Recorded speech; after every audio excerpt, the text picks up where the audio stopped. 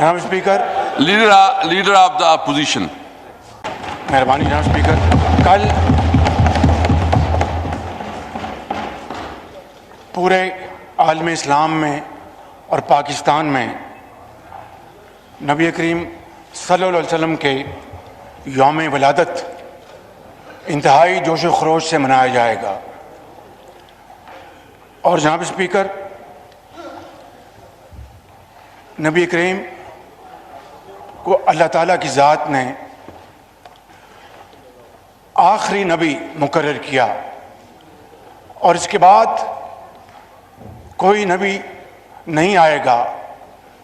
ख़त्म नबूवत मुसलमानों के अक़ीदे की एहसास है। और जनाब स्पीकर, उस हादी बरहक ने पूरी दुनिया में इंसाफ, सच्चाई और समाजी और माशी इंसाफ का बोलबाला किया। ख़वातीन को उनके हकूक़ वो अता फरमाए और ख़वातीन की इज़्ज़त और तौक़ीर की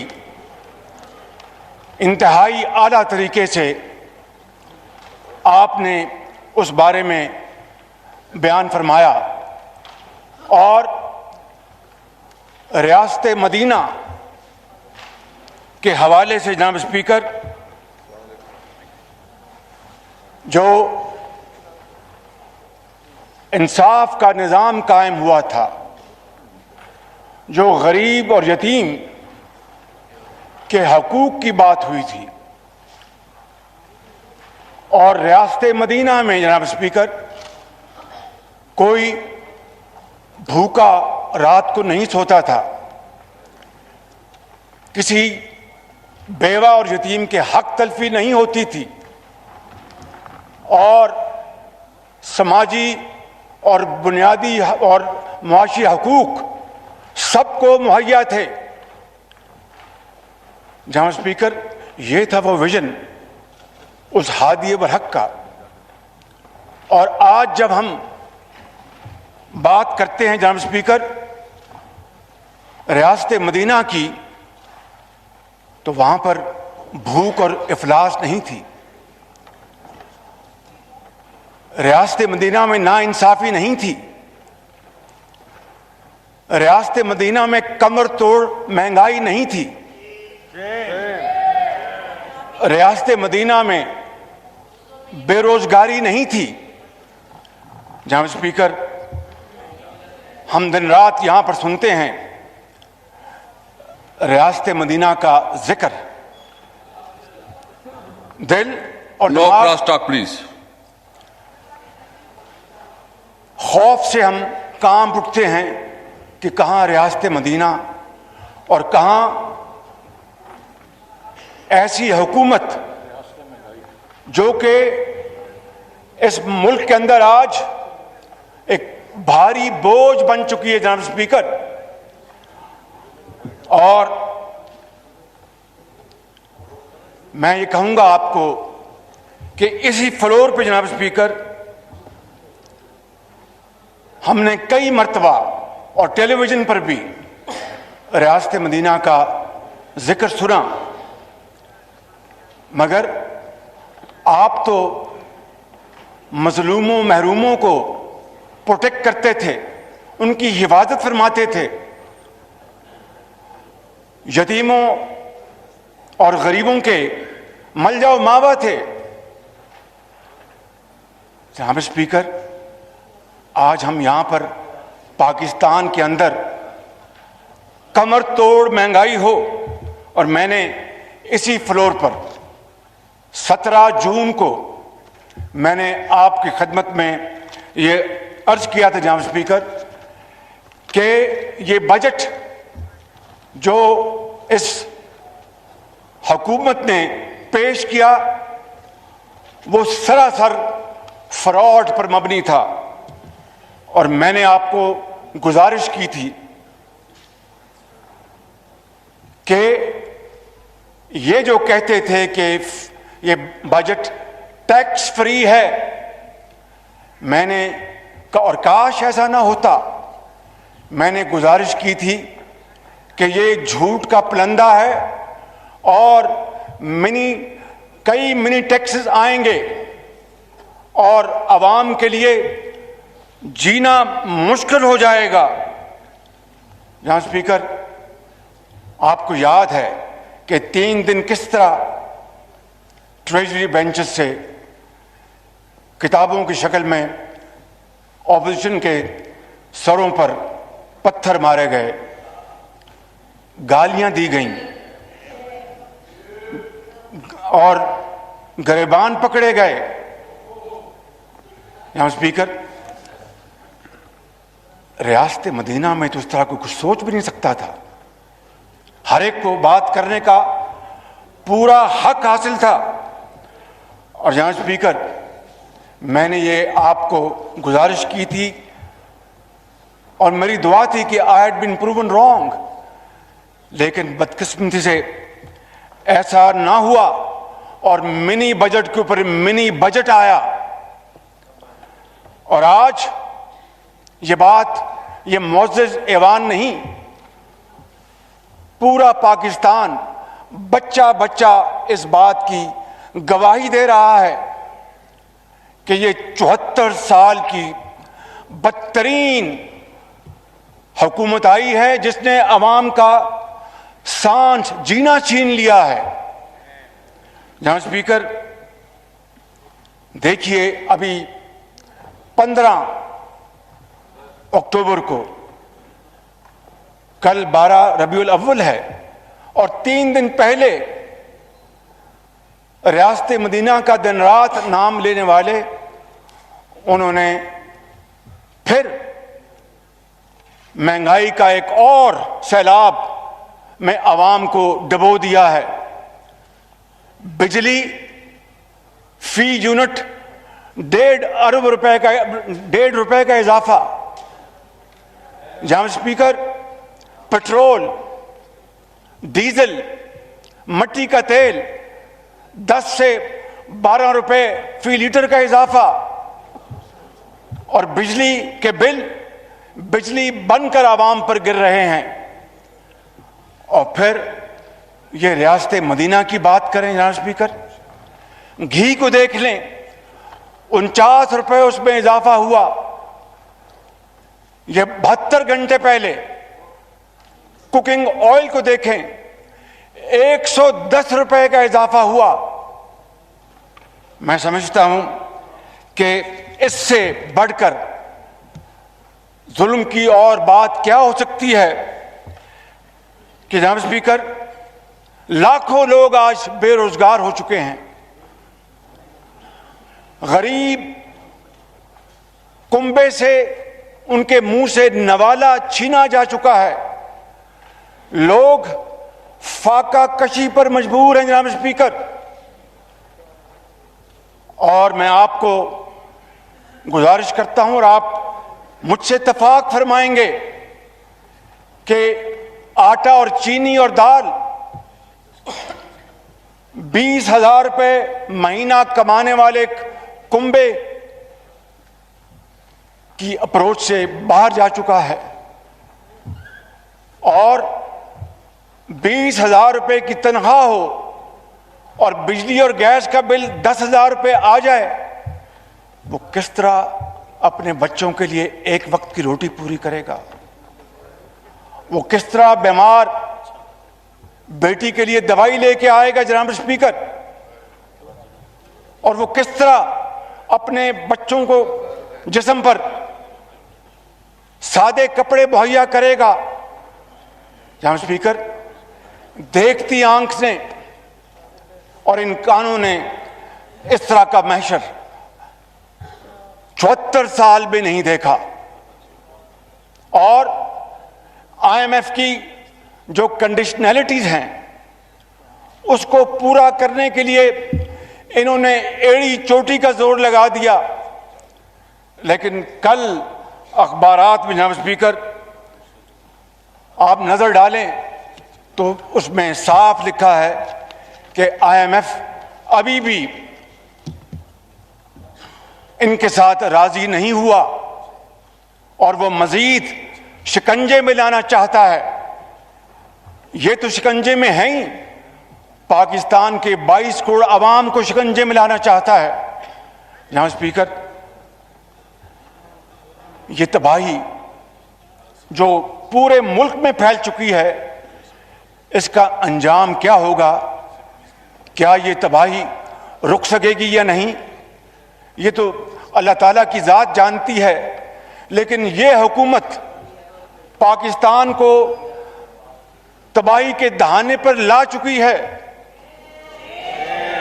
और नौज़ायदा बच्चों के मुंह से दूध वो छीना जा चुका है। जनाब speaker, no cross talk please. मैं फिर जनाब स्पीकर, जी प्लीज।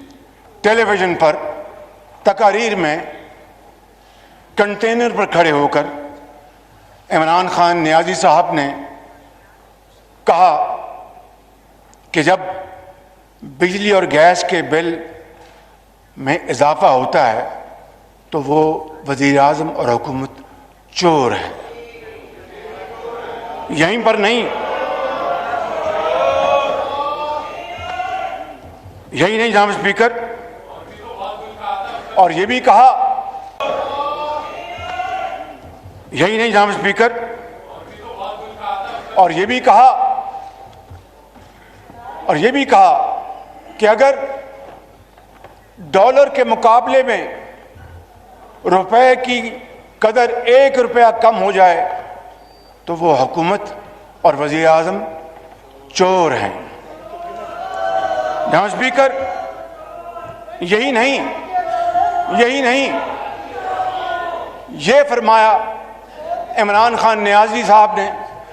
जनाब स्पीकर, या तो इनको आप खामोश करवाएं, मगर ना करें। Order in the house please, order in the house. आप भी थोड़ा प्लीज। जी प्लीज, आप बात कर ले please. No cross talk please, no cross talk please. अब भाई साहब, आप मुझे बताएं जनाब स्पीकर, आप please, no cross talk please. मैं आपकी खिदमत में अर्ज करूंगा कि अगर अब अद्वियात की कीमतों में 500% इजाफा हो जाए तो आप फरमा दीजिएगा कि उस हुकूमत को आप क्या फरमाएंगे। अगर डॉलर रुपए के मुकाबले में 40% ऊपर चले जाए तो उस हुकूमत के बारे में आप क्या फरमाएंगे। जनाब स्पीकर, आज आपको इल्म है कि डॉलर जो है वो आज 175 रुपए की बुलंद तरीन सतह पे है। सिर्फ आज 2 रुपए का उसमें मजीद इजाफा हुआ। तो आपसे बेहतर कौन जानता है जनाब स्पीकर कि ये इंपोर्टेड इन्फ्लेशन जो है ये किस तरह इस मुल्क के अंदर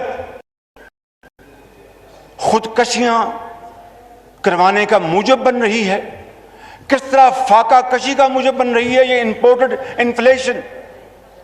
और जनाब स्पीकर, ये एक ज़रई मुल्क है। कभी कभार मौसमी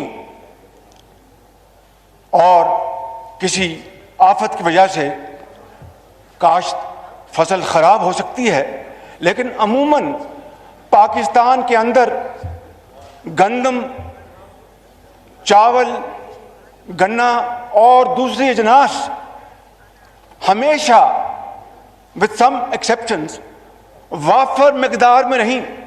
ना सिर्फ इस कौम, पूरी कौम को पेट पाला बल्कि एक्सपोर्ट्स की। आज लाखों टन चीनी इंपोर्ट करने की जनाब वो टेंडर्स फ्लोट किए जा रहे हैं। चीनी आज जो 2018 में 52 रुपए थी, आज 120 रुपए किलो में वो नहीं मिलती जनाब स्पीकर। लाइनें लगती हैं। आटा गरीब आदमी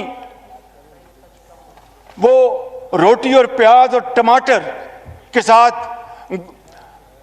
गुजर बसर करता है और अल्लाह का शुक्र अदा करता है। इस हुकूमत ने उसको भी उनसे छीन लिया। जनाब स्पीकर, ऐसी हुकूमत के बारे में आप क्या हुक्म सादर फरमाएंगे? मैं समझता हूं कि इस वक्त गरीब, यतीम और बेवा से मुफ्त दवाई छीनकर उनको मौत के कुएं में धकेला जा रहा है। और जो फ्री टेस्ट होते थे, चाहे वो सीटी स्कैन है, चाहे वो एमआरआई है, और चाहे दूसरे मेडिकल टेस्ट और अद्वियात आला दर्जे की, वो गरीब आवाम को मुफ्त मुहैया होती है। आज वो सब खत्म हो चुका। ऐसी हुकूमत को आप क्या कहेंगे? मैं वो अल्फाज अपनी जुबान पर नहीं लाऊंगा कि इसलिए कि ये माशरा इन 3.5 सालों में जितना जहरीला हो चुका है, उसको वापस उसके नॉर्मल सतह के ऊपर लाना जान जोखों का काम है। और जब कल हम उस अजीम हस्ती की यौम विलादत इंतहाई जोशो खरोश से मना रहे हैं, तो किसी सूरत भी मैं ऐसी बात नहीं करूंगा जिससे कि उनका पैगाम, उनका हुक्म, उस पर हंसना, उसकी खुदा ना खासा किसी तौर पर भी मैं समझता हूं कि गुस्ताखी ना हो। जनाब स्पीकर, आज मैं ये कहना चाहता हूं कि सदर मुमलिकत ने यहाँ पर तशरीफ लाए और आपने फरमाया कि इकॉनमी की सिमत दुरुस्त हो गई है। मैं नहीं समझता कि सदर मुमलिकत इतने बेखबर हैं कि इस मुल्क के अंदर तो लोग अब सफेद पोश भीख मांगने पर मजबूर हैं। क्या सदर मुमलिकत को यह नजर नहीं आया जनाब स्पीकर? और बिजली, गैस, मैंने कोई गैर पार्लियामेंट बात नहीं की। भाई साहब, आप इशारे न करें, बहुत सारा। अब प्लीज सर वो बातें कर रहे हैं, आपको नजर नहीं आ रही। आप प्लीज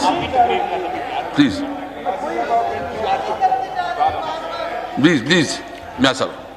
जनाब स्पीकर, सदर मुमलिकत को जो चीनी गंदम के जो स्कैंडल्स हुए, जिसमें अरबों खरबों इस गरीब कौम के लुट गए, अरबों खरबों, पहले एक्सपोर्ट करके अरबों रुपए की सब्सिडीज दी, डॉलर और रुपए के जो था तवाजन, उसके नतीजे में विंडफॉल प्रॉफिट्स हुए। इस मुल्क का जो स्केर्स फॉरेन एक्सचेंज, ज़र मुबादला, जो कि इंतहाई अहम मदाद में इस्तेमाल होना चाहिए था इस कौम की तरक्की और खुशहाली के लिए, वो ऐसे कामों पर इस्तेमाल हुआ जिससे कि मैं समझता हूं जनाब स्पीकर, इस इकॉनमी की तबाही हो गई। इसलिए मैं कहता हूं, इसलिए हम सब कहते हैं कि 15,000 अरब रुपए के कर्जे तो ले लिए, कहीं एक नई ईंट नजर नहीं आती। और अगर यही पैसा अगर पाकिस्तान के अवाम को तकसीम किया जाता तो फी यूनिट 3-3.5 लाख रुपया उनके हिस्से में आता। और आज ये तबाही और बर्बादी के बाद भी इनको सब्र और चैन नहीं आया, तो फी यूनिट 3-3.5 लाख रुपया उनके हिस्से में आता। और आज ये तबाही और बर्बादी के बाद भी इनको सब्र और चैन नहीं आया और गरीब आवाम के ऊपर महंगाई के बम बदस्तूर वो जो ड्रोन हमलों के जरिए उनको तबाही के दहाने उनको धकेल रहे हैं। मैं आपसे मुल्तमिस हूं जनाब स्पीकर कि अगर इस सैलाब के सामने बंद ना बांधा गया तो फिर कुछ नहीं बचेगा खुदा ना खास्ता, और हम सब हाथ मलते रह जाएंगे। एलएनजी का जो स्कैंडल है वो आपको इल्म है, आपको अच्छी तरह इल्म है। यकीनन आप तकलीफ में मुझसे उसके बारे में बात फरमाएंगे, लेकिन हकीकत यह है जनाब स्पीकर कि जो लॉन्ग टर्म एग्रीमेंट्स थे वो इस हुकूमत ने न जाने किन वजूहात पर उनके ऊपर अमल दरामद नहीं किया और कोशिश नहीं की, और इसमें किसका कसूर है, कौन इसका जिम्मेदार है। ना एलएनजी स्कैंडल जिसके बारे में इमरान खान नियाजी साहब ने बहुत talking at the top of his voice कि मैं नहीं छोड़ूंगा, मैं ये नहीं, मैं उसको नहीं छोड़ूंगा, उसको नहीं छोड़ूंगा। ये कई माह नहीं, अब साल से ऊपर गुजर गया, एक किसी को जिम्मेदार नहीं ठहराया गया। और उसका नतीजा क्या निकला जनाब स्पीकर कि आज नवाज शरीफ के दौर में जो एलएनजी $10 में पड़ती थी आज $56 में पड़ रही है। $56 में। No cross talk please, no cross talk please. जनाब स्पीकर, इससे इस कौम की इतनी तबाही हुई है, इकॉनमी की इतनी तबाही हुई है जिसका मैं और आप अंदाजा नहीं कर सकते। जनाब स्पीकर,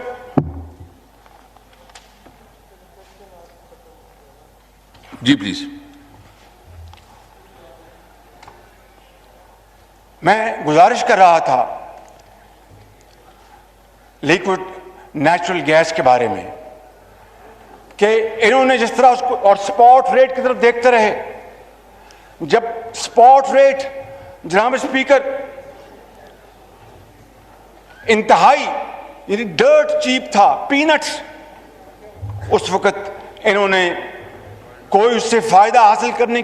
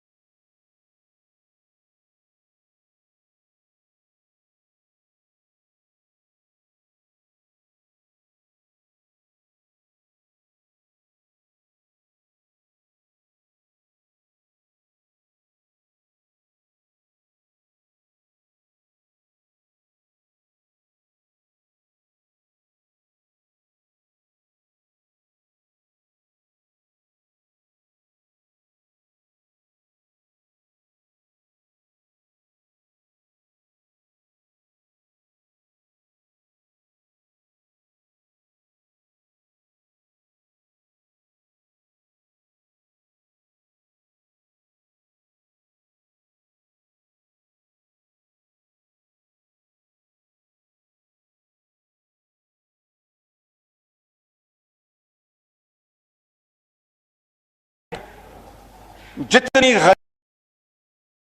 और लोगों को फाका कशी पर जो मजबूर किया है जनाब स्पीकर, यकीन माने असरे हाजिर में इसकी कोई इससे बदतरीन मिसाल नहीं मिलती। जहां स्पीकर मैं ज्यादा वक्त नहीं लेना चाहता, सिर्फ ये कहना चाहता हूं कि इस कमर तोड़ महंगाई के खिलाफ हम सब ने कमर बांध ली है और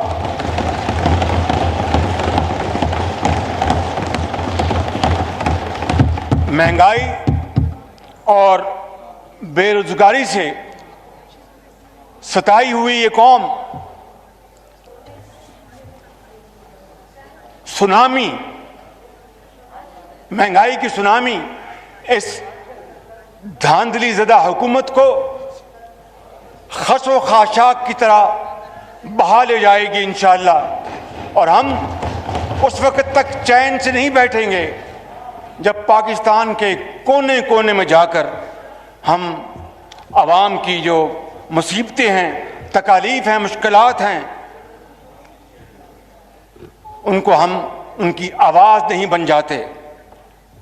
मैं आपका शुक्रिया अदा करते हुए कहूँगा कि की मोहम्मद से वफा तूने तो हम तेरे हैं,